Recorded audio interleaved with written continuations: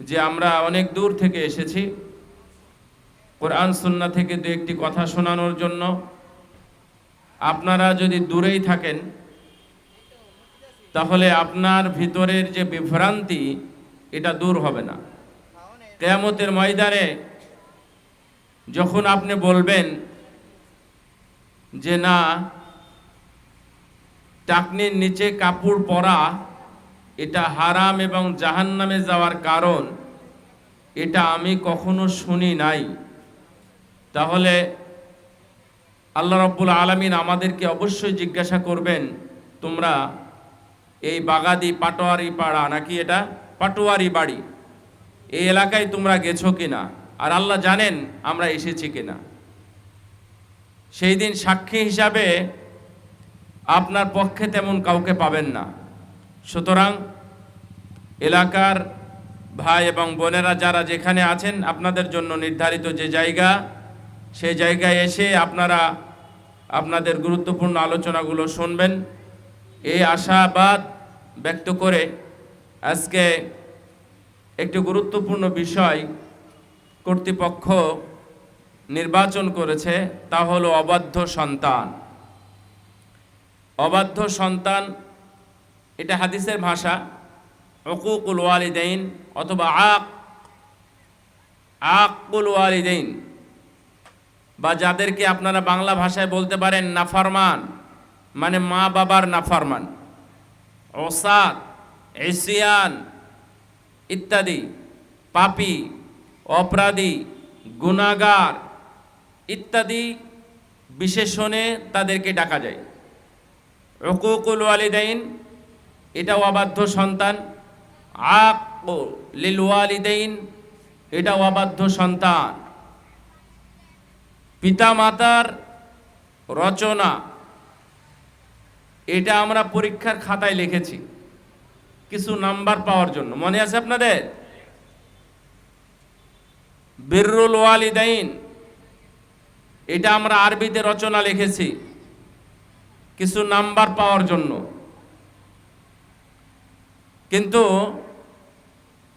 বিররুল ওয়ালিদাইন যে আছে এটা আমাদের মাথায় নাই।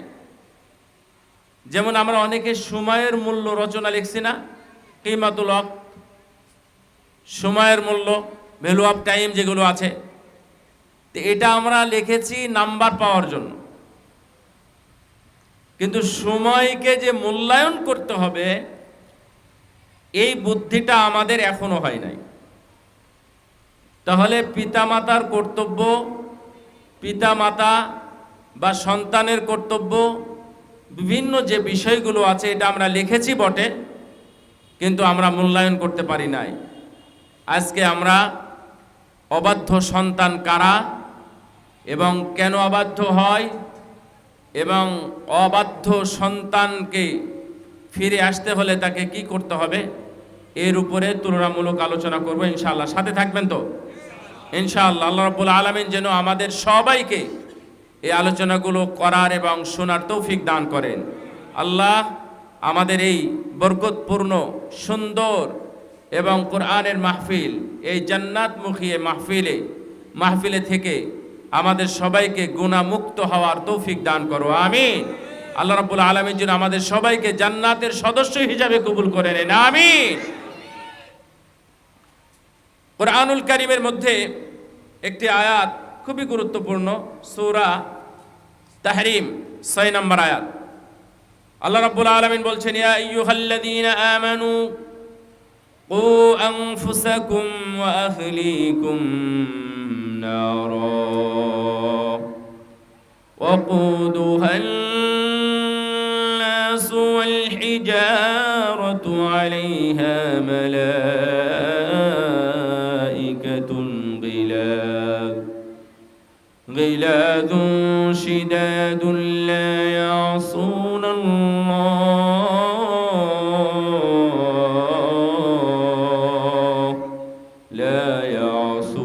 الله ما أمرهم ويفعلون ما يؤمرون।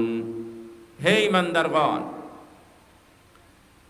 তোমরা শিখো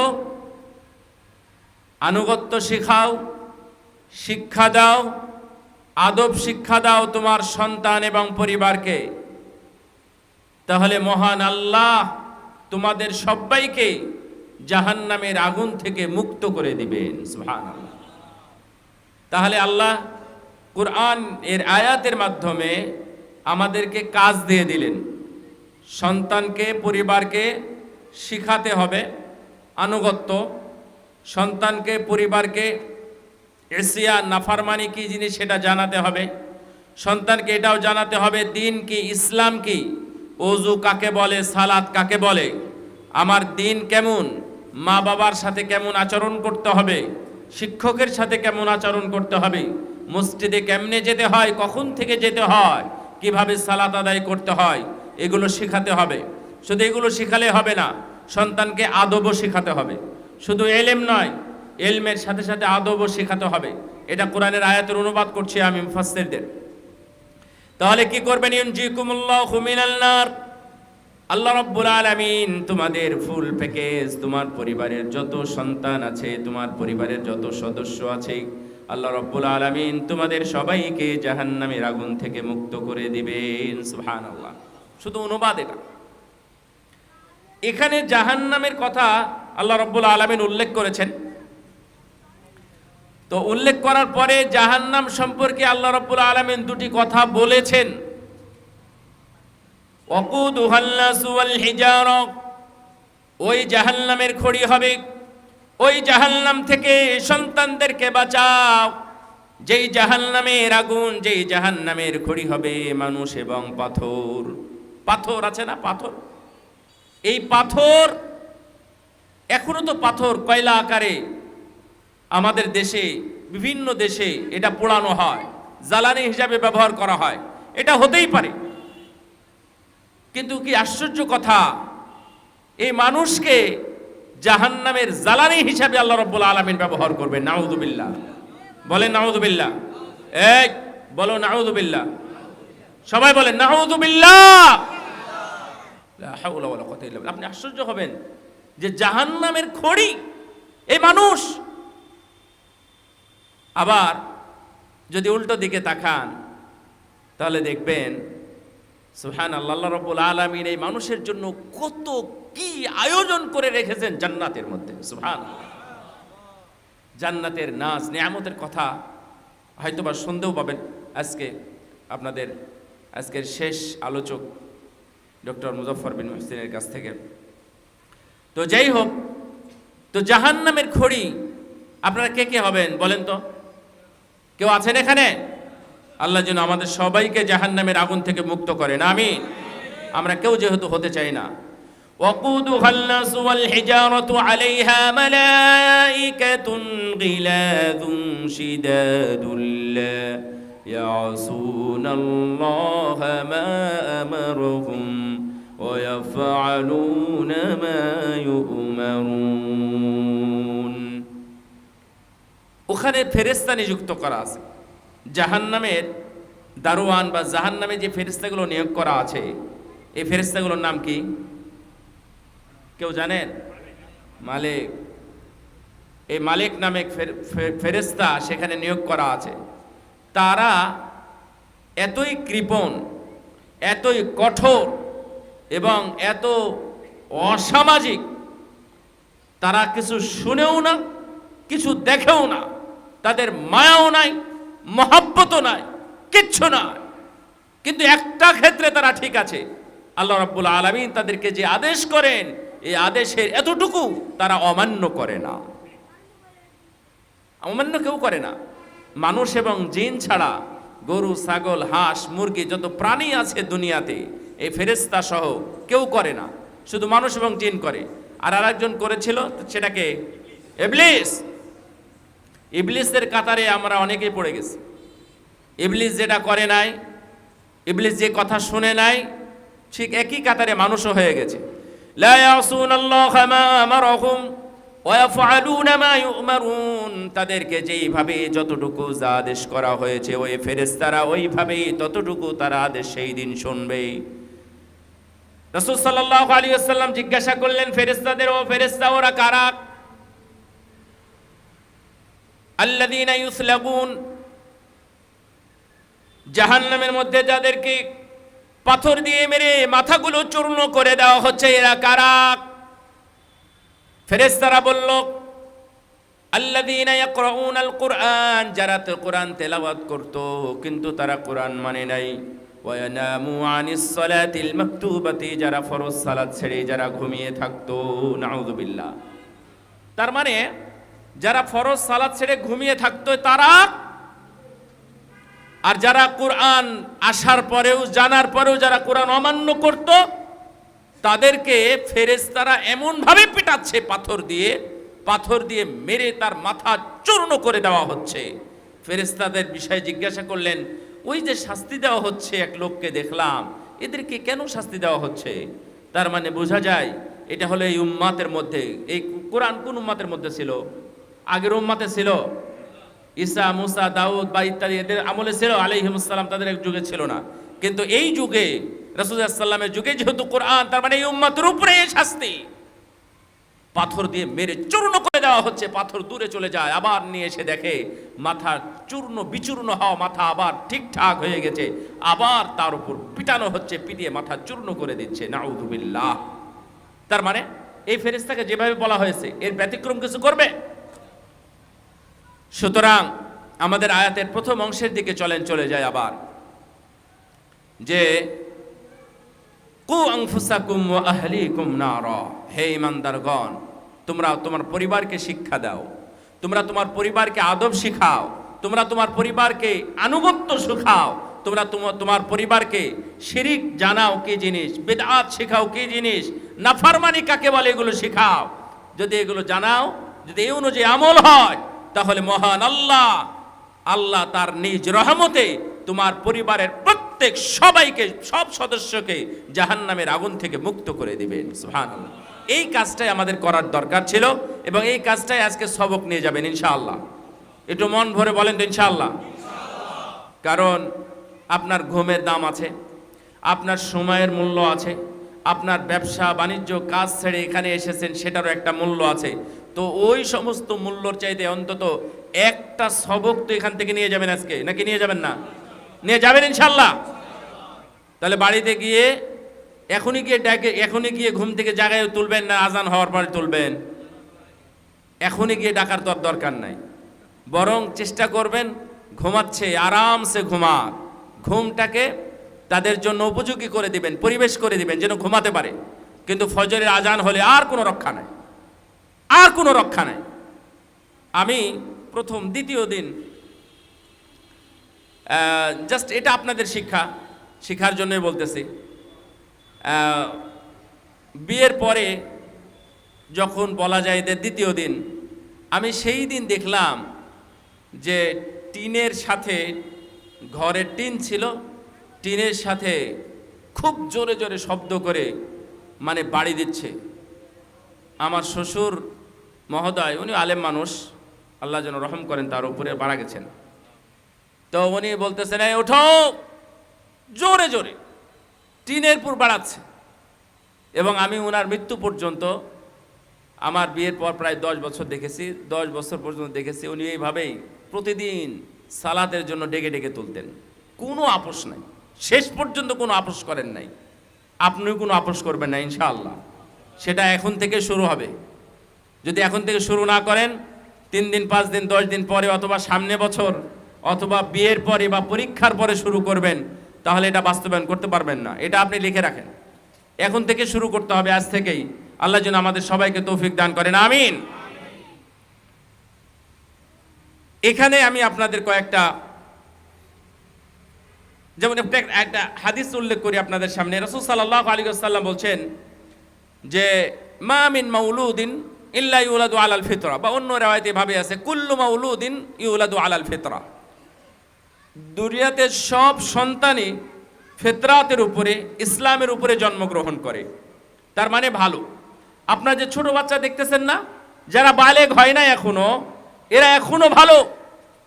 যদি মারা যায়, হাদিসের বিভিন্নতা সত্ত্বেও আমরা বলতে পারি যে এরা নির্দোষ। এরা দোষ না নিয়েই, গুনাহ ছাড়াই দুনিয়া থেকে বিদায় নিল। তার মানে ইহুদি, নাসারা, হিন্দু, বৌদ্ধ, মুসলিম যারই হোক না কেন, যদিও এর সর্বশেষ রেজাল্ট মহান আল্লাহ রাব্বুল আলামিন ভালো জানেন যে ও বড় হলে কি হতো, এটা আল্লাহ রাব্বুল আলামিনের হাতে। কিন্তু ও যে কোনো পাপ করেনি, পাপ না করেই মারা গেল।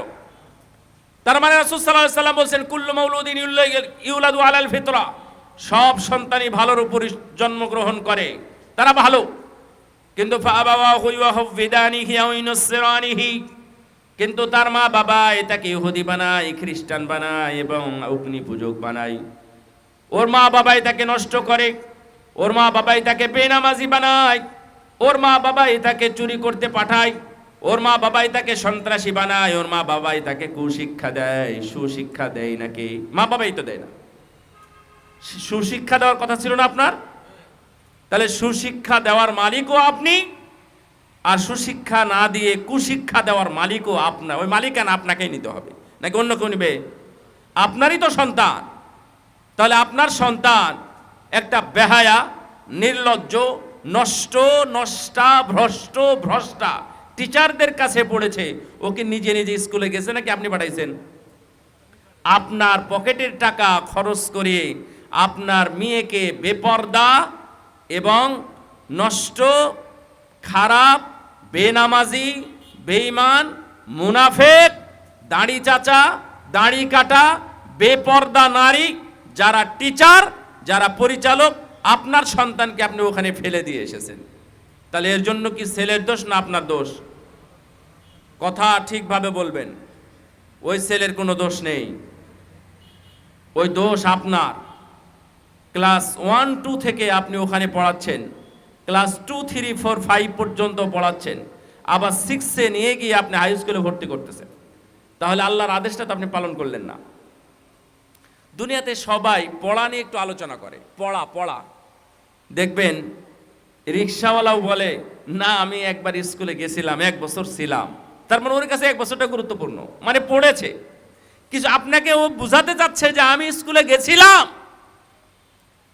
যারা মেথর, যারা মুসি, এমনকি যারা সুইপার, তারাও পড়া নিয়ে কথা বলে। আমরা বিশ্ববিদ্যালয়ে দেখতাম যে কোট পরে এবং হুন্ডা নিয়ে 2005-6 সালের কথা বলতেছি, বিশ্ববিদ্যালয়ের মতো জায়গাতে কোট পরে, প্যান্ট পরে এবং মানে হুন্ডাতে চড়ে সুইপারেরা কাজে আসতো। কাজে এসে প্যান্ট, এই কোট, এগুলো সব খুলে ফেলতো। খুলে যেই পোশাকে তাদের কাজ করা উচিত, একটা ঝাড়ু, কিছু বালতি আর ইত্যাদি নিয়ে তারা বাথরুম পরিষ্কার করত। তার মানে ওরাও নিজেকে শিক্ষিত মনে করে বা শিক্ষার ভাব মানুষের সামনে প্রচার করে। তাহলে ওই শিক্ষা আর আপনার ছেলের শিক্ষার মধ্যে খুব বেশি পার্থক্য আছে এটা আমার মনে হয় না। কারণ ও অজু করতে জানে না, পবিত্র হতে জানে না। আপনার সন্তানও অজু করতে জানে না, পবিত্র হতে জানে না। ও আল্লাহকে চিনে না, তার নবীকে চিনে না। আপনার সন্তানও আল্লাহকে চিনে না, নবীকে চিনে না। ও হয়তোবা 2-1 ক্লাস পাস, আর আপনার ছেলে হয়তোবা বিসিএস ক্যাডার অথবা মাস্টার্স পাস। তাহলে এর মধ্যে আর আপনার মধ্যে কি তফাৎ থাকলো? আপনার ছেলে এখনো কোরআন জানে না, যে মাস্টার্স পাস করেছে, দুনিয়ার সব জ্ঞান তার অর্জন হয়েছে, শুধুমাত্র সে কোরআনটাই শিখে নাই। নাউযুবিল্লাহ। আছে না? কি লাভ হলো?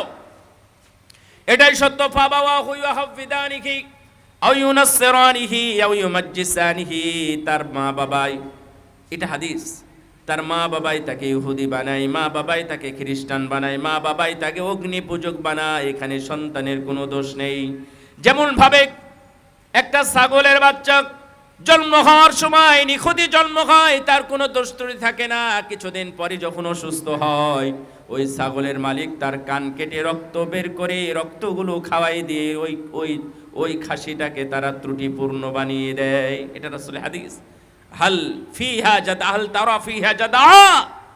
ছাগল, গরু যখন জন্ম হয় তাদের কোনো ত্রুটি দেখেছো? দেখো না। কিছুদিন পরে দেখবা যে কান ছিদ্র করে দিয়েছে, কান কেটে দিয়েছে, অথবা নাকটা ছিদ্র করে দিয়েছে। এটা করে তারা ত্রুটিযুক্ত বানিয়ে দেয়। সম্মানিত উপস্থিতি, তার মানে এখানে মা বাবাকে উল্লেখ করা হয়েছে। এই মা বাবার কারণে সন্তান অনেকটাই অবাধ্য হয়ে যায়। এখন আপনার সন্তান বাধ্য নাকি অবাধ্য, এর উত্তর কি আমি জানি নাকি আপনি জানেন? কে জানে? আমি জানি। বলেন তো কে জানে? আমি। সবাই বলেন আমি জানি। তাহলে এর জবাব কে দিবে? وقال الذين كفروا ربنا أرنا الذين يضلانا من الجن والإنس نجعلهما تحت أقدامنا ليكونا من الأسفلين কিয়ামতের ময়দানে যারা জাহান্নামী, যারা অপরাধী, তারা আল্লাহর কাছে বলবে, আরিনাল্লাযাইনি আযাল্লানা মিনাল জিন্নি ওয়াল ইনস, জিন এবং ইনসানের মধ্য থেকে কারা আমাদেরকে পথভ্রষ্ট করেছিল তাদেরকে তুমি দেখাও আল্লাহ। আর আজকে আমরা তাদেরকে আমাদের পায়ের তলে পিষ্ট করে আমরা আমাদের সিদ্ধান্ত মেনে নিতে চাই। তখন এরা দেখাই দিবে, তোর মা বাবা তোকে গানের মঞ্চ দেখিয়েছিল, তোর মা বাবা স্কুলের পথ দেখিয়েছিল, তোর মা বাবা সিনেমা হলের পথ দেখিয়েছিল, তোর মা বাবা অ্যান্ড্রয়েড ফোন কিনে দিয়েছিল, কোরআন কিনে দেয় না। গানের মঞ্চ দেখাইছে কিন্তু মসজিদের পথ দেখায় না। স্কুলের পথ দেখিয়েছে যেখানে নষ্ট ভ্রষ্ট, কিন্তু মাদ্রাসার পথ দেখায় নাই যেখানে কোরআনের শিক্ষা দেওয়া হয়। এগুলো সবগুলো মা বাবা। এই জন্য আমি এখানে যারা আছেন, আমি আপনাদেরকে বলতেছি না যে আপনারা দোষী, কিন্তু আপনাদের কাছে যদি প্রশ্ন করে উত্তর পাওয়া যাবে, এই বছর প্রায় 22 লক্ষ আমাদের শিক্ষার্থী সন্তানরা পরীক্ষায় অংশগ্রহণ করেছিল, এসএসসি, তাই না? প্রায় 22 লক্ষ সন্তানের মধ্যে মাত্র 2 লক্ষেরও কম ছেলেরা দাখিল পরীক্ষায় অংশগ্রহণ করেছিল। আচ্ছা, এই দেশে যারা বসবাস করি আমরা, সর্বোচ্চ 1 কোটি মানুষ অমুসলিম। সর্বোচ্চ 1 কোটি, যদি 17 কোটি হয় তাহলে 1 কোটি অমুসলিম আর পুরোটাই হচ্ছে মুসলিম, মানে 16 কোটি। তাহলে এই 17 কোটি মানুষের মধ্য থেকে 22 লক্ষ শিক্ষার্থী পরীক্ষা দিল, তার মধ্যে মাত্র 2 লক্ষ ছেলে দাখিলের মানে মাদ্রাসা থেকে দিল। বাকি ছেলেগুলো কি হিন্দু খ্রিস্টানের না মুসলমানের? সবই মুসলমানের। এর জবাব কোথায়? সেটু নিজেকে একটু হাত দিয়ে দেখেন, নিজের বিবেকটা দেখেন, চোখটা বন্ধ করলে বুঝতে পারবেন আপনি আপনার সন্তানকে কোথায় পড়াচ্ছেন। এই জন্য কয়েকটা ক্ষেত্র আমি বলবো, কয়েকটা ক্ষেত্র বলার জন্য আমি এই কথাগুলো এতক্ষণ বললাম। আমি বেশি না, মাত্র 5টা ক্ষেত্র বলবো। এই 5টা ক্ষেত্র যদি আপনি মেনে চলতে পারেন তাহলে আপনার সন্তান বাধ্য, আর যদি মেনে চলতে না পারেন তাহলে আপনার সন্তান হবে অবাধ্য। এখন আপনি কোন বাবার সন্তান হবেন? বাধ্য সন্তানের বাবা নাকি অবাধ্য সন্তানের বাবা? এই লাউডলি বলেন। বাধ্য সন্তানের বাবা হতে চায়, অবাধ্য সন্তানের বাবা হতে চায় না। দুনিয়ার কোন বাবাই অবাধ্য সন্তানের বাবা হতে চায় না, কিন্তু এটা তাদের মৌখিক চাহিদা, শুধু মৌখিক, কোনো বাস্তবতা নাই। একটা মেয়ে, আপনারা সবাই চান আমার মেয়ে ভালো থাক, আপনারা কেউ চান খারাপ থাক? সবাই কি চান? ভালো থাক, তাই না? তো মেয়ের মা যদি বেহায়া হয়, মেয়ের মা যদি বেপর্দা হয়, তাহলে ওই মেয়ে কিভাবে ভালো হবে? মেয়ের মা যদি তাকে বোরকা কিনে না দেয়, মেয়ের মা যদি তাকে পর্দা না শিখায়, শুধু চাইলেই হবে, পড়া নাই শোনা নাই বলে আমি ফার্স্ট ক্লাস পাবো। আরে তুমি ফার্স্ট ক্লাস কেমনে পাবা? এটা কি ম্যানেজ করার জিনিস? তুমি ঠিকঠাক পড়াশোনা করবা, পরীক্ষার হলে ঠিক সময়ে যাবা, পুরো 3 ঘন্টা ধরে লিখবা, তারপরে তুমি আশা করতে পারো। তুমি শুধুমাত্র বাউন্ডারি মারি ঘুরে বেড়াও, পড়া নাই শোনা নাই, মাগরিব পরে কোথায় থাকে তার কোনো খোঁজ নাই, রাত কয়টায় ঘুমায় আর কখন ওঠে তার কোনো খোঁজ নেই, শুধুমাত্র বলে বেড়াই আমি ফার্স্ট ক্লাস পাবো, তুমি ফার্স্ট হবে। এই ধরনের গল্প গুজব বন্ধ করতে হবে, মা বাবাকে সাবধান হতে হবে। যাই হোক, আমার কয়েকটা বিষয়। 1 নাম্বার, আমি বলেছি কয়টা বিষয় বলবো? 5টা বিষয়। এই 5টা বিষয় যদি আপনারা মানতে পারেন ইনশাআল্লাহ আমার সন্তান আপনার সন্তান বাধ্য হবে, ইনশাল্লাহ হবে, এবং আমরা মেনে চলবো। বলেন তো ইনশাল্লাহ? কি আপনাদের কোনো হীনমন্যতা আছে? পারবেন তো ইনশাল্লাহ? আচ্ছা, কোরআনে কোথাও বলা আছে যে এখানে কতগুলো বালি আছে গুনতে হবে? এটা আল্লাহ কোথাও বলেছেন? আপনাদের আদেশ দিয়েছেন? আটলান্টিক মহাসাগর, প্রশান্ত মহাসাগরে কতগুলো পানি আছে তোমাকে মেপে মেপে দেখাতে হবে, এর ধরনের আদেশ আছে? ওই আসমানে কি আছে আগে দেখে আসো, তারপরে আল্লাহর আদেশটা মানা হবে, এ ধরনের কিছু কথা আছে। তার মানে অসম্ভব কোনো কিছু আল্লাহ রাব্বুল আলামিন আমাদেরকে দেন নাই। আল্লাহ এই জন্য বলে দিয়েছেন, ফাত্তাকুল্লাহা মাসতাতাতুম, ফাত্তাকুল্লাহা মাসতাতাতুম, তুমি আল্লাহকে ভয় করো তোমাদের যতদূর সম্ভব হয়। অসম্ভব যদি হয় তাহলে না। রাসূল সাল্লাল্লাহু আলাইহি ওয়াসাল্লাম একদিন বললেন, তোমাদের উপর হজকে ফরজ করা হয়েছে, তোমাদের উপর হজকে ফরজ করা হয়েছে। ওয়ালিল্লাহি আলান নাসি হিজ্জুল বাইতি মান ইসতাতা ইলাইহি সাবিলা, মানুষের উপরে হজ ফরজ, যাদের জন্য সম্ভব তাদের জন্য।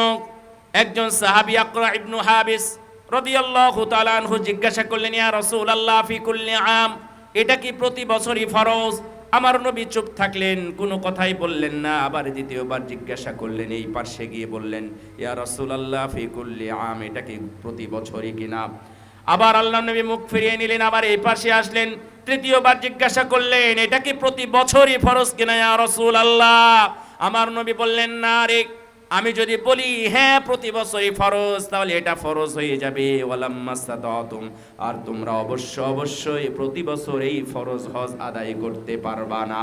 সুবহানাল্লাহ। প্রতি বছরের জন্য ফরজ নয়, জীবনে একবারই ফরজ। যার টাকা নাই তার ফরজ নাই, যার চোখ নাই তার উপর ফরজিয়াত নাই, যার সমস্যা অসুস্থতা টাকা পয়সা সবকিছুই আছে তার উপর ফরজ নয়।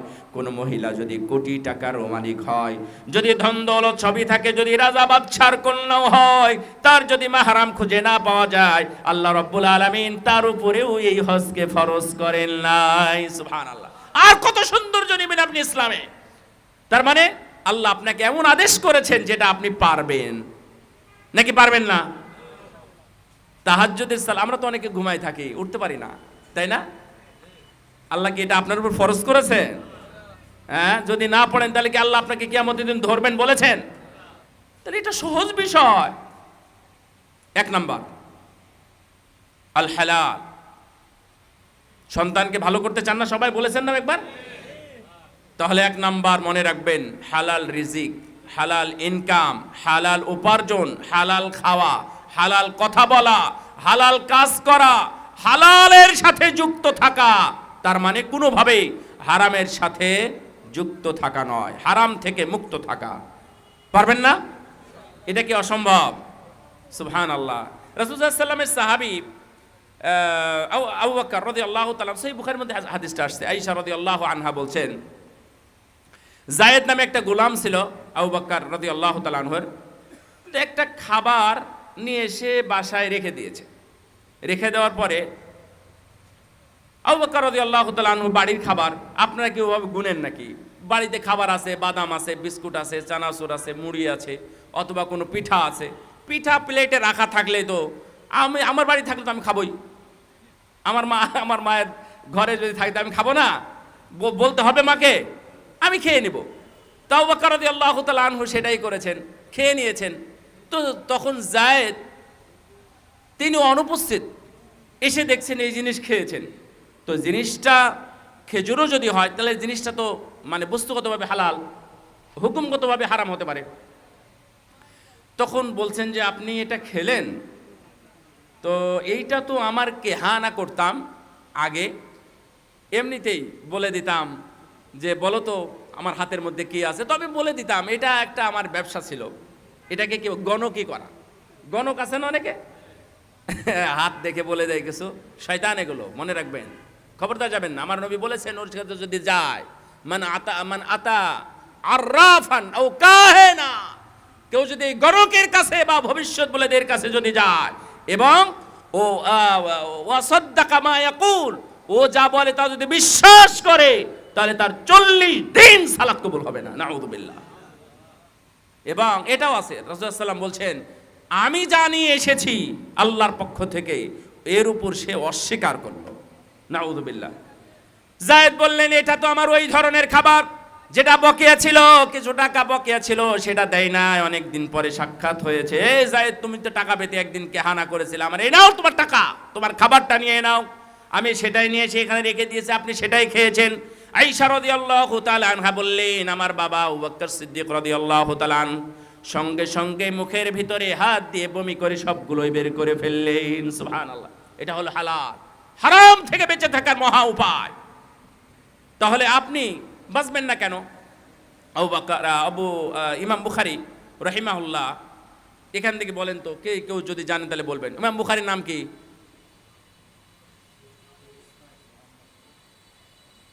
বলেন। আপনারা বাকিরা কেউ জানেন না? মুহাম্মদ নাম কি? মুহাম্মদ। ইবনু মাজার নামও মুহাম্মদ, তিরমিজির নামও মুহাম্মদ, ইমাম যাহাবির নাম মুহাম্মদ, আর কত শুনবেন, বহুত আছে মুহাম্মদ। তো মুহাম্মদ বিন ইসমাইল বুখারী রাহিমাহুল্লাহ, ওনার বাবা ছোটবেলায় মারা যান। যখন অনেক ছোট তখন বাবা মারা যান। মারা যাওয়ার সময় মাকে বলেছিলেন যে আমি কিন্তু হালাল হারামের উপরে আছি। আমি 5টা বিষয় বলবো, বলে শেষ করব, তারপরে আমাদের শেষ আলোচক আসবেন ইনশাআল্লাহ।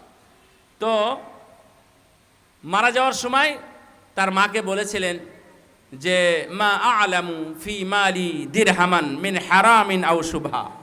কি আশ্চর্য কথা! আপনারা গ্যারেন্টি দিয়ে আপনাদেরকে একদিন বলতে হবে, সাহস নিয়ে বলতে হবে। সেটা হলো, আল্লাহর কসম, আমার উপার্জিত সম্পদের মধ্যে একটা টাকাও হারাম উপার্জন নাই। শুধু তাই নয়, আমার এই সম্পদের মধ্যে হারাম না, হারাম বলে সন্দেহ হয় এই ধরনের টাকাও আমার উপার্জিত সম্পদের মধ্যে নাই। সুতরাং আমার এই সম্পদ দিয়েই আমার সন্তান মুহাম্মদকে তুমি বড় করিও। মুহাম্মদ বিন ইসমাইল বুখারী তিনি অন্ধ হয়ে গেছিলেন ছোটবেলায়। মা দোয়া করেছিলেন, ইব্রাহিম আলাইহিস সালামকে তিনি স্বপ্নে দেখলেন যে তোমার সন্তানের চোখ ভালো হয়ে গেছে। সত্যি ঘুম থেকে উঠে গিয়ে দেখতেছেন সুবহানাল্লাহ যে মুহাম্মদ বিন ইসমাইল বুখারীর চোখটা আল্লাহ সুস্থ করে দিয়েছেন। সুবহানাল্লাহ। তার মানে মুহাম্মদ বিন ইসমাইল বুখারী তিনি বলতেছেন যে আমার সম্পদের মধ্যে কোনো হারাম ছিল না। আমি আমার বাবা মায়ের টাকা পয়সা দিয়ে মানুষ হয়েছি। আমি কারো বাড়িতে কোনোদিন খেতে যাই না, এটাই তার কারণ। আর আপনি যেগুলো ইনকাম করতেছেন সেই ইনকামগুলোর তো কোনো কিছু ঠিক না। আমার নবী বললেন, ফালনা ইউস্তাজাবু লিযালিক ইয়ামুদ্দু ইয়াদাইহি ইলাস সামা।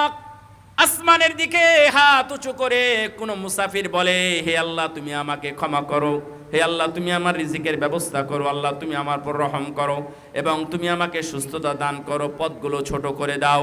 হাত তুলে যখন দোয়া করছে, যাদের দোয়া কবুল হয়, আমার নবী তখন বললেন, ওয়া মাতআমুহু হারামুন ওয়া মাশরাবুহু হারামুন ওয়া মালবাসুহু হারাম। তার খাদ্য হারাম, পানীয় হারাম, তার এই পোশাকও হারাম। ওয়া গুযযিয়া বিল হারাম, মাথা থেকে পা পর্যন্ত যা কিছু বড় হয়েছে, পায়ের নখ বলেন বা মাথার চুল বলেন, সবগুলো বড় হয়েছে হারাম দ্বারাই। আমার নবী জিজ্ঞাসা করলেন সাহাবীদের, ফান্না ইউস্তাজাবু লিযালিকা, ও আমার সাহাবীরা বলো তো কেমনে তার দোয়াটা কবুল হয়? কবুল হবে? তাহলে আপনি একটু খেয়াল করেন যে আপনার ইনকামের মধ্যে যদি হারাম ঢুকে যায়, জুলুম ঢুকে যায়, অন্যায় ঢুকে যায়, তাহলে সেটা কি আর কবুল হয়? কবুল হবে না। তাহলে এত কষ্ট করে আপনার লাভ কি? আপনি এখন কষ্ট করে বসে আছেন, এটাও কবুল হবে না। এর ফজিলত কি জানেন?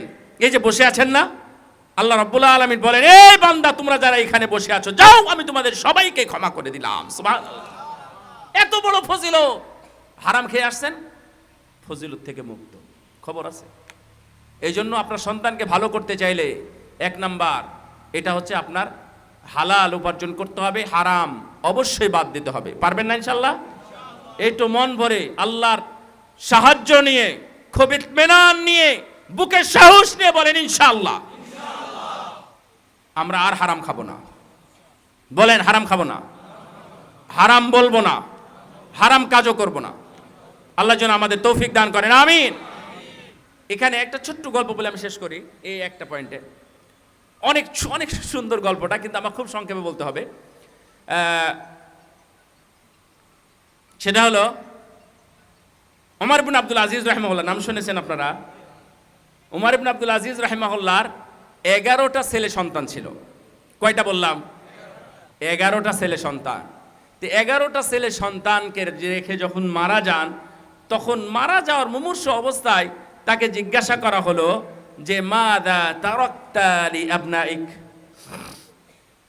আপনি তো মারা যাচ্ছেন, ভদ্রলোক, খলিফা মানুষ, সন্তানদের জন্য কি রেখে যাচ্ছেন? তো উনি কি জবাব দিয়েছিলেন? চমৎকার বললেন, তারাকতু লাহুমুত তাকওয়া, আমি তাদের জন্য তাকওয়া রেখে যাচ্ছি। ফাইন কানু সলিহিন ফাল্লাহু ইয়াতাওয়াল্লাস সলিহিন, আমি তাদের জন্য কিছু রেখে যাইনি, শুধু তাকওয়া রেখে গেলাম। যদি তাকওয়ার উপরে তারা থাকে তাহলে মহান আল্লাহ তাদের দায়িত্ব নেবেন। সুবহানাল্লাহ। আপনি তো এমপির হাতে দিয়ে যাবেন, মিনিস্টারের হাতে, ওই এলাকার মোড়লের হাতে দিয়ে যাবেন, টাকাওয়ালার হাতে দিয়ে যাবেন, বন্ধুর হাতে দিয়ে যাবেন, চাকরিজীবীর হাতে দিয়ে যাবেন, পুলিশের হাতে দিয়ে যাবেন, জজের হাতে দিয়ে যাবেন। কি টার্গেট? কি টাকা পয়সা আছে, ওর হাতে মানুষ হয়ে যাবে। আর একজন খলিফা কত বুদ্ধিহীন বলবেন আপনাদের ভাষায়, কত বুদ্ধিহীন দেখেন, যে 11টা সন্তান রেখে গেলেন, কারোর জন্য কোনো টাকা পয়সা বাড়ি গাড়ি কিচ্ছু রেখে যায় না। বলছে তারাকতু লাহুমুত তাকওয়া, আমি তাদের জন্য শুধু তাকওয়াই রেখে গেলাম। ফাইন কানু সলিহিনা ফাল্লাহু ইয়াতাওয়াল্লাস সলিহিন, যদি তারা তাকওয়ার উপরে থাকে, যদি তারা সলিহ হয়, যদি তারা ভালো হয়, ফাল্লাহু ইয়াতাওয়াল্লাস সলিহিন, আর এই ভালো মানুষের দায়িত্ব অন্য কেউ না, মহান আল্লাহ তাদের দায়িত্ব নিয়ে নেবেন। ওয়াইন কানু গায়রা যালিক, যদি তারা তাকওয়ার উপরে না থাকে, মা তারাকতু লাহুম শাইআন লিমাসিয়াতিল্লাহ, আমি আমার ওই সন্তানদের জন্য এমন কিছু রেখে যাব না যেটা আল্লাহর নাফরমানিতে কাজে লাগবে। নাউযুবিল্লাহ। বুঝেন নাই কথা? এটা বুঝলেন? কথাটা বুঝতে পারলেন? যদি আমার 1 লাখ টাকা থাকে, আমার সন্তানগুলো যদি নাফরমান হয়, তাহলে এই 1 লাখ টাকা ভালো কাজে ব্যয় করবে নাকি খারাপ কাজে ব্যয় করবে? সুবহানাল্লাহ। উনি এমনি কি পঞ্চম খলিফা বলা হয় ওনাকে? উনি বলতেছেন যদি আমার সন্তানকে খারাপের উপর রেখে যায়, যদি তাকওয়াবান না হয়, আমার টাকা থাকবে আর সবগুলো বিভিন্ন কুকর্মে নষ্ট করবে, আমার টাকা তো আমি কুকর্মে নষ্ট করতে দিব না, এই জন্য আমি ওদের জন্য কিছুই রাখলাম না, শুধু তাকওয়ার উপরে রেখে গেলাম। সুবহানাল্লাহ। মুকাতিল ইবনে সুলাইমান খলিফা মানসুরের যেই দিন বায়াত হয়, যেই দিন খেলাফতের বায়াত নেওয়া হয়, সেই দিন যিনি খেলাফতে আসলেন, খলিফার বায়াতের অনুষ্ঠানে আসলেন, মুকাতিল ইবনে সুলাইমান অনেক বড় বিখ্যাত আলেম, 150 হিজরিতে যার মৃত্যু। ইমাম আবু হানিফা রাহিমাহুল্লাহর মৃত্যুর সালই হচ্ছে 15 সাল। তিনি যখন আসলেন বললেন, আমাকে কিছু ওয়াজ করেন, নসিহা করেন। হে আলেম, হে গুণীজন, আপনি যখন এসেছেন, এত বড় বিদ্বান মানুষ, আমাদের জন্য কিছু নসিহা করে যান।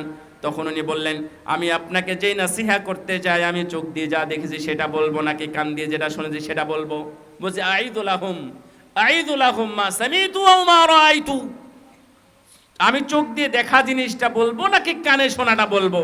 তখন খলিফা বললেন, ইদনি মা রাআইতা, আপনি চোখ দিয়ে যেটা দেখেছেন সেটাই আমাকে বলেন। খুব সংক্ষেপে শুনে ফেলেন এখন। তখন উনি বললেন যে আমি চোখ দিয়ে দেখেছি 11 সন্তানের জন্য ওমর ইবনে আব্দুল আজিজ কিছুই রেখে গেলেন না, মাত্র 18 দিনার রাখছিলেন। দাফন কাফনে 9 দিনার চলে গেল, আর 9 দিনার থাকলো। 11 সন্তানের মধ্যে তো আর ভাগ করা যায় না। আর অথচ আমি একদিন দেখলাম কালের আবর্তে বড় হয়ে তারা এত ধনী হয়েছে, এই আল্লাহর রাস্তায় জিহাদের জন্য এক একজন সন্তান, সবাই মিলে নয়, এক একজন সন্তান আল্লাহর রাস্তায় 100টি করে ঘোড়া দান করতেছে। সুবহানাল্লাহ। তাকওয়ার পাওয়ার কত দেখেছেন? আমরা বলি কি, আরে না গো, নিজের জন্য যদি কিছু নাও করি, সন্তানদের জন্য তো কিছু করে যেতে হবে, তাই না? তাই বলে যত হালাল হারাম আছে সবগুলো জাবর কাটা গরুর মতো সবগুলো জমা করে মায়ের হাতে, বইয়ের হাতে, সন্তানের হাতে দিয়ে, কারো জন্য গাড়ি, কারো জন্য বাড়ি, কারো জন্য দোকান, কারো জন্য শপিং মল, কারো জন্য প্লট, কারো জন্য ফ্ল্যাট ইত্যাদি রেখে যায়।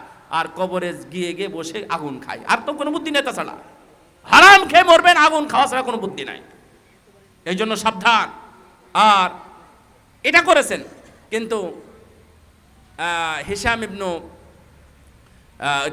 হিশাম ইবনু আব্দুল মালিক, উনি 11টা সন্তান রেখে গেছিলেন, সবার জন্য 10 লক্ষ দিনার, একজনের জন্য 10 লক্ষ দিনার রেখে গেলেন।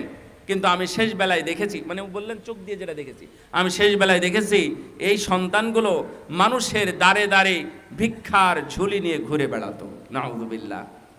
কথা বুঝেন নাই? 5ই আগস্টের পরে কি এই গল্প কি আরো বিস্তারিত বলার দরকার আছে? আর দরকার নাই। তাহলে বুঝে নিয়েছেন, কোটি টাকার মালিক গত রাত্রে ছিল, আজকে বিকেলেই নাই, আমিও নাই। লা ইলাহা ইল্লাল্লাহ। সম্মানিত উপস্থিতি, বারাকাল্লাহু ফিকুম।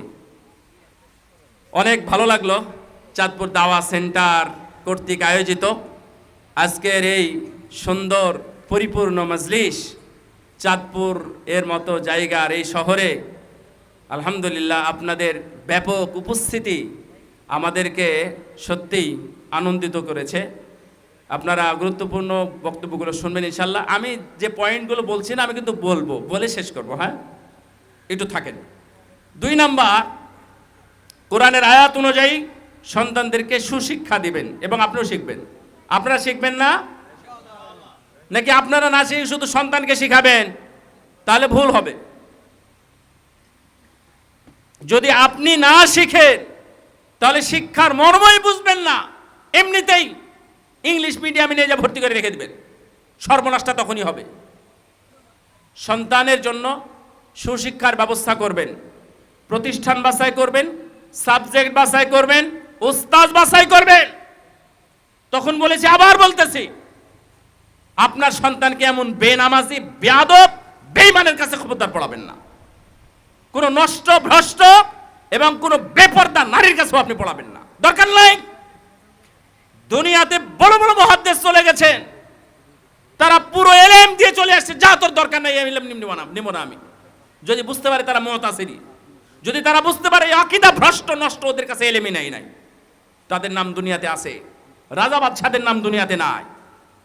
এই জন্য শিক্ষাটা যেন স্বচ্ছ হয়, শিক্ষাটা যেন সুন্দর হয়। মনে রাখবেন, শিক্ষা যদি অসুন্দর হয়, আজকে আমরা আমাদের সন্তানকে পড়াশোনা করাই, আল্লাহকে চিনে না, নবীকে চিনে না, দিনকে জানে না। শিক্ষার এই 3টা মূলনীতি মনে রাখবেন। এই আমার দিক তাকান, বড় মানুষের দিক পরে তাকান বক্তব্যের সময়। শিক্ষার 1 নম্বর কথা হলো আল্লাহকে চিনতে হবে। কাকে চিনবেন? পুরো দুনিয়া পড়ে শেষ করে দিলেন, আপনার সন্তান এখন পর্যন্ত আল্লাহকে চিনে না, তাহলে এই শিক্ষার কোনো দাম নাই। 2 নাম্বার, শিক্ষার দ্বিতীয় মূলনীতি, এটা ইমানেরও মূলনীতি, ইমানেরও 3টা মূলনীতি। শিক্ষার দ্বিতীয় মূলনীতি হলো নবীকে চিনতে হবে। নবীকে চিনবেন। ওই ভাইদের জন্য জায়গা করে দেন। কোথায়? ওখানে জায়গা আছে? এদের এখানে জায়গা আছে। 2 নাম্বার, নবীকে চিনতে হবে, নবীকে জানতে হবে। নবী মাটির নাকি নূরের? নবী কোথায় থেকে এসেছেন? উনি আকাশ থেকে পড়েছেন নাকি মায়ের পেট থেকে এসেছেন? আল্লাহ রাব্বুল আলামিন ওনাকে কবে কিভাবে দুনিয়াতে পাঠিয়েছেন সেই সম্পর্কেও জানতে হবে। অবশ্যই জানবেন। নবীর আদেশ, নবীর আনুগত্য সবগুলোই জানবেন। অনেকে নবীকে চিনে না, এমনি জানে যে নবী, আমাদের নবীর নাম কি? আমাদের নবীর নাম কি? আমাদের নবীর নাম রাসূল। আমাদের রাসূলের নাম কি? আমাদের রাসূলের নাম হচ্ছে নবী। ও নবীর নামও জানে না, বাপদাদার নামও তো জানেই না। এগুলো জানবেন। 2 নাম্বার। 3 নাম্বার, দিন সম্পর্কে জানবেন। পুরো দুনিয়া অর্জন করবেন, পুরো দুনিয়া অর্জন করবেন, কিন্তু নবী দিনকে জানবেন না, এইটা হবে না। এই জন্য 3 নাম্বার মূলনীতি। আমি একটু শিখাই, বলেন তো। 1 নাম্বার কি? আল্লাহকে জানা এবং চেনা, মারিফাতুর রব। 2 নাম্বার, নবীকে চেনা, নবীর উপর জ্ঞান অর্জন করা।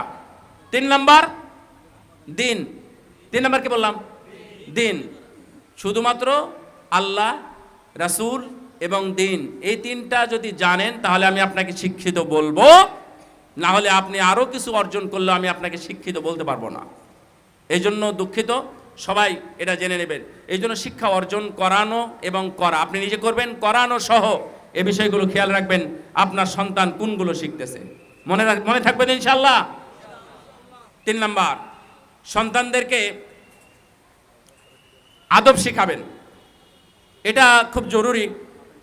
তার কারণ আপনি আবার আশ্চর্য হচ্ছেন, সন্তানকে তো শিখাবোই, আবার আদব শিখাবো কেন? মালিক বিন আনাস রাহিমাহুল্লাহ, যিনি ইমাম মালিক, উনি যখন পড়তে যান, তো পড়তে যাওয়ার আগে মা তাকে বলেছেন যে বাবা তুমি উস্তাদের কাছে যাও, গিয়ে কিছু আদব শিখো, আদব শিখার পরে এলেম শিখিও।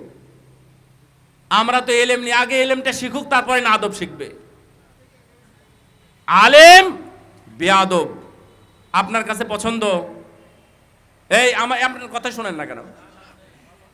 কোন শিক্ষিত মানুষ, master, doctor, doctor, professor, officer বেয়াদব আপনার কাছে কি পছন্দের ব্যক্তি? মেয়েকে বিয়ে দিবেন, শ্বশুর বানাবেন? কোনোটাই না, কেউ না এর পেছনে। এই জন্য শিক্ষা যত বড়ই হোক না কেন, আদবের দরকার আছে। আর একটা মুদি দোকানদার, ভালো আদবওয়ালা মানুষ, ভদ্র মানুষ, আপনারা হয়তো বা ওর সাথে আপনার মেয়েকেও বিয়ে দিবেন, আবার ওর মেয়েকেও আবার আপনারা অনেকে বিয়ে করবেন, কারণ ও কি আদবওয়ালা ভদ্র মানুষ। এই জন্য শিক্ষার চাইতে আদবের দাম বেশি। শয়তানের তাকওয়াও ছিল, এলেমে ছিল, শুধু কি ছিল না? আদব ছিল না, ভদ্রতা ছিল না। অভদ্র ও গুনাহগার পরে, আগে অভদ্র। এই জন্য আপনাদের সন্তানকে, মা বাবা যারা আছেন, এটা লম্বা কথা, ভালো একটা আয়োজন হচ্ছে দেখতেছি, মাশাআল্লাহ, অনেকে এখানে সবাইকে হাজির করেছে, বারাকাল্লাহ ফিকুম। আপনারা চাঁদপুর দাওয়া ইসলামিক সেন্টারের সাথে থাকেন এবং তাদের সাথে কাজ করার চেষ্টা করেন। এইভাবে দাওয়াত মানুষের ময়দানে, বাড়িতে, ব্যক্তি পর্যন্ত যেন পৌঁছাতে পারে। ক্ষেত্র বিশেষে আপনিও একজন দায়ী। ক্ষেত্র বিশেষে শুধু খতিব দায়ী নয়, সবাই দায়ী ক্ষেত্র বিশেষে। তারা তাদের দাওয়াতটা, আপনি আপনার ওয়াইফের দায়ী, আপনি ওয়াইফের কাছে থেকে কথাগুলো গিয়ে পৌঁছাই দিবেন না গো, আমাদের সন্তানকে আদবওয়ালা বানাতে হবে, মুআদ্দাব বানাতে হবে, বেয়াদব যেন না হয়। শিক্ষা একটু কম থাক, আদবটা যেন বেশি থাকে। নাহলে আমরা বুঝতে পারি, মাঠে গিয়েও আমরা বুঝতে পারি যে এলেম আছে কিন্তু বেয়াদব। অনেকে বলে দেখবেন। এই জন্য আল্লাহ যেন আমাদেরকে হেফাজত করেন, আদব শিখার জন্য তৌফিক দান করেন, আমিন। 3 নাম্বার, 4 নাম্বার খুব সহজ। 3 নাম্বার হলো ভালো মানুষের সাথে নিবেন, মুজালাসাতুস সালিহিন করবেন সন্তানদের। শুনেন, অবাধ্য হবে না সন্তান। সন্তানকে যদি অবাধ্য বানাতে না চান, যদি বাধ্য করতে চান, তাহলে ভালো মানুষের সাথে উঠা বসা করাবেন, ভালো মানুষের সাথে বন্ধুত্ব পাতাই দিবেন, ভালো পরিবেশে রাখবেন, মুসল্লিদের সাথে বন্ধুত্ব করবেন। মুসল্লিদের সাথে টাকাওয়ালা, সুন্দর সুন্দরী, অথবা সৌন্দর্য, অথবা পদ পদবী, অথবা কোনো সেলিব্রিটি, তাদের পিছনে না ঘুরে তাকওয়ালাদের কাছে যাবেন, ইনশাআল্লাহ এখানে বরকত হবে। বারাকাল্লাহু ফিকুম। আর সর্বশেষ হলো দোয়া। সর্বশেষ কি বললাম বলেন তো? দোয়া করবেন। কাদের জন্য দোয়া করবেন? সন্তানের জন্য। সব নবী রাসূল দোয়া করে গেছেন সন্তানদের জন্য। রব্বি হাবলি মিনাস সালিহিন, রব্বি হাবলি মিন লাদুনকা যুররিয়াতান তাইয়্যিবা ইন্নাকা সামিউদ দুআ, রব্বি জাআলনি মুকিমাস সালাতি ওয়া মিন যুররিয়াতি রব্বানা ওয়া তাকাব্বাল দুআ ওয়াজনুবনি ওয়া বানিয়া আন না'বুদাল আসনাম। সব নবী রাসূলই দোয়া করে গেছেন, আপনারাও দোয়া করবেন ইনশাআল্লাহ। সন্তানদের জন্য একটা সময় রাখবেন, গভীর রজনীতে উঠে আল্লাহর কাছে একটু সময় দিবেন, কান্নাকাটি করবেন, চোখের পানি ছেড়ে দিয়ে আল্লাহকে বলবেন, আল্লাহ তুমি আমার সন্তানকে তুমি সৎ হওয়ার তৌফিক দাও, তুমি আমার সন্তানকে সৎ মানুষদের অন্তর্ভুক্ত করে নাও, সলেহীন শাকিরিনদের অন্তর্ভুক্ত করে নাও, তুমি আমার সন্তানকে তোমার খাদেম বানাও, তুমি যেভাবে খুশি হও আল্লাহ, ওকে যেটা বানিয়ে তুমি খুশি হবে আমার সন্তানকে তুমি সেটাই বানিও। এইভাবে আল্লাহ রাব্বুল আলামিনকে বলতে হবে। এটা অনেক গুরুত্বপূর্ণ দোয়া। নূহ আলাইহিস সালাম, ওনার সন্তান চলে যাচ্ছে এবং উনি জানেন বেঈমান কাফের হয়ে গেছেন, তারপরেও এই কেনানের জন্য নূহ আলাইহিস সালাম দোয়াটা ছাড়েন নাই, শেষ পর্যন্ত চেষ্টা করেছেন। এই জন্য দোয়াটা খুবই গুরুত্বপূর্ণ। আমরা অনেকে দোয়া বা ছেড়ে দিয়েছি, দোয়া নাই, দোয়া করতে হয় না। আরে আল্লাহর কাছে হাত তুলে দোয়া না করলে আল্লাহ রাগ করেন। আপনারা কি চান আল্লাহ আপনার উপর রাগ করে থাক? আজ রাতে কামটা সারবেন, মনে থাকবে তো? রাত বলতে ফজরের আগে 2 সালাতের মাঝখানে একামতের আজান এবং একামতের মাঝখানে যে সময়টা আছে, এটা গুরুত্বপূর্ণ সময়, দোয়া করবেন। গভীর 2 রাকাত সালাত সময় পাওয়া যায় এমন, যেমন এখন যদি 4:30 যদি আজান হয় বা 4:40 যদি আজান হয়, তাহলে আপনি 4:30 উঠবেন, উঠে 5 মিনিট 10 মিনিট পাবেন, এই 5 মিনিট 10 মিনিট মতো দোয়া করবেন আল্লাহর কাছে। কার জন্য? সন্তানদের জন্য, মা বাবার জন্য বা ইত্যাদির জন্য। আর সন্তান অবাধ্য হওয়ার অনেকগুলো কারণ আছে, তা হলো মা বাবাই তার মধ্যে অন্যতম দোষী। আর একটা হলো মা বাবার জন্য যারা দোয়া করে না তাদেরকেও অবাধ্য সন্তান বলেছেন অনেকে। মা বাবার জন্য দোয়া, সন্তানের জন্য না বলি, মা বাবার জন্য যারা দোয়া করে না তারাও অবাধ্য সন্তান। তাহলে মা বাবার জন্য দোয়াটাও শিখাবেন। এই জন্য আমি প্রথমেই রব্বির হামহুমা কামা রব্বায়ানি সগীরা পড়িয়েছি। দেখছেন আপনারা, শুনছেন, আপনারা পড়ছিলেন আমার সাথে। এই জন্য হাদিসে আসছে আওয়ালাদিন সলিহ। হাসান আল বসরি রাহিমাহুল্লাহকে, আমি শেষ করবো নাকি, কেউ বলে না যে হাসান আল বসরি রাহিমাহুল্লাহকে জিজ্ঞাসা করা হয়েছিল, শেখ বলেন তো হাল আনা মিনাস সলিহিন, আমি কি ভালো মানুষ? এই প্রশ্ন করেছিলেন। তখন উনি বলছেন যে তাই তো, এটা তো খুব জটিল প্রশ্ন। আমি যদি আপনাকে বলি আপনি ভালো মানুষ নাকি আমি ভালো মানুষ নাকি খারাপ মানুষকে উত্তর দিতে পারবে? এটা অসম্ভব, এটা সম্ভব নয়। কিন্তু হাসান আল বসরি রাহিমাহুল্লাহ উনি বলেছিলেন, ইন কুনতা তাদউ লিওয়ালিদাইক ফাআনতা ওয়ালাদুন সলিহ, হাদিস নবী সাল্লাল্লাহু আলাইহি ওয়াসাল্লাম, আও ওয়ালাদুন সলিহ ইয়াদউ লাহু ওয়া ইল্লা ফালা। তুমি যদি মা বাবার জন্য দোয়া করো, তুমি মা বাবার জন্য দোয়া করো, হ্যাঁ আমি দোয়া করি, তাহলে তুমি ভালো মানুষ, হাদিস এটাই আসছে।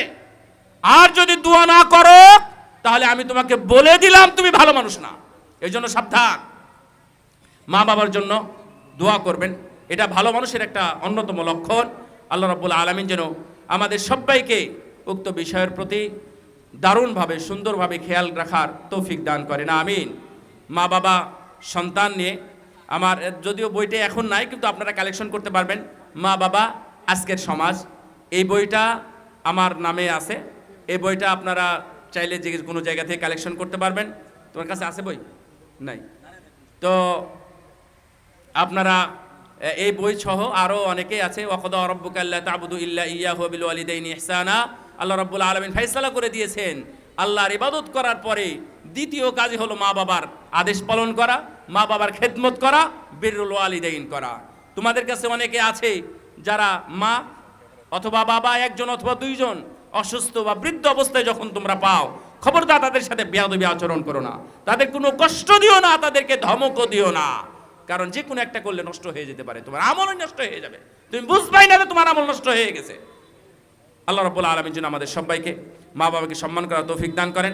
আমরা যেন আমাদের সন্তানদেরকে বাধ্য সন্তানে রূপান্তরিত করতে পারি, আল্লাহর কাছে আমরা দোয়া করি।